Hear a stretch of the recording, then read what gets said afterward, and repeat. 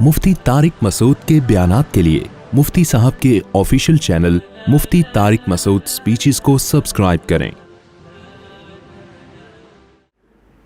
थूक निकलने से रोज़ा नहीं टूटता मेरे भाई, बलगम निकल लो अपना हो बशर्ते के, थूक निकल लो, बलगम निकल लो, उल्टी निकल लो, इससे भी रोज़ा नहीं टूटता। लेकिन उल्टी अगर मुंह भर के हुई है फुल स्पीड से, फिर अगर निकलेंगे तो रोज़ा टूट जाएगा।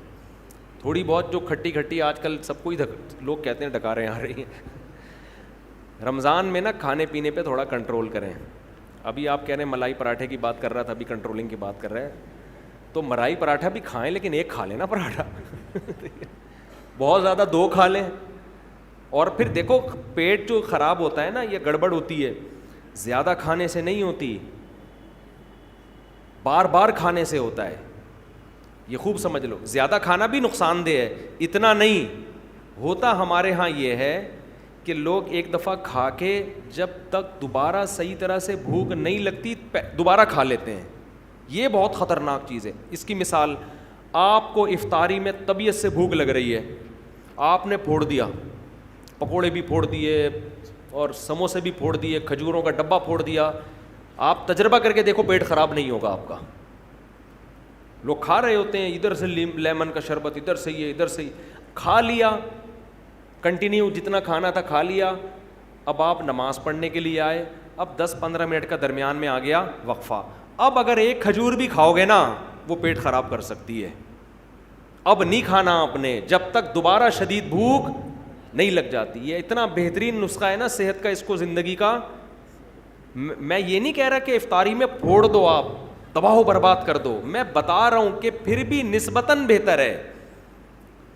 इससे इतना नुकसान, ज़्यादा खाने से बहुत ज़्यादा नुकसान नहीं होता, बेवक्त खाने से, बग़ैर भूख के खाने से ज़्यादा नुकसान होता है।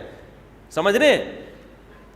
हमारे यहाँ लोग रमज़ान में उनका वज़न भी बढ़ रहा है, कम होने के बजाय बीमार भी हो रहे हैं।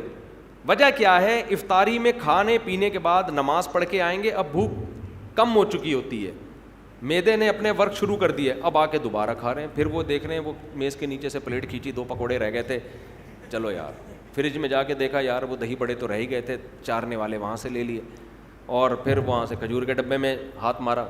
अब ये जो जुगाली कर रहे हो ना आप, बकरियों की तरह, बकरी का काम है सारा दिन खाती रहेगी, मेंगनियाँ बना के निकालती रहेगी। इंसान में मेंगनियाँ नहीं होती भाई ठीक है ना, इंसान का एक प्रॉपर टाइम होता है, उसी हिसाब से चलता है इंसान। तो अब आप सारा दिन जुगाली, अब क्या करना है आपने, इफ्तारी में फोड़ फाड़ दिया तो उसके बाद अब नहीं खाओ। अब अगर शदीद भूख लगती है तरावी के बाद आप खा लें। लेकिन मैंने तजर्बा ये किया कि तरावी के बाद भी अगर सही तरह पेट भर के खा लो तो फिर सहरी में नहीं खाया जाता। तो बेहतर ये है कि तरावी के बाद भी ना खाएं। अब सख्त भूख लग रही है तो थोड़ा सा खा लें, समझ रहे हैं?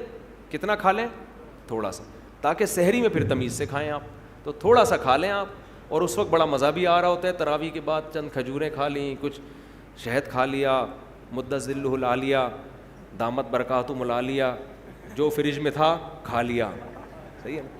फिर जब आपने थोड़ा 2-4 निवाले ले लिए, जिनको चाय की आदत है उन्होंने चाय पी ली, फिर आपको सहरी में मलाई पराठे खाते हुए मज़ा आएगा, और वो हज़म भी होगा, वो नुकसान भी नहीं देगा। तो लोग मेरा पराठे और मलाई वाला बयान सुन रहे होते हैं, ये पूरी तरतीब नहीं सुन रहे होते। ये ऐसे ही है जैसे 4 शादियों का बयान तो सुन लिया, हुकूक और अदल का बयान आपने नहीं सुना।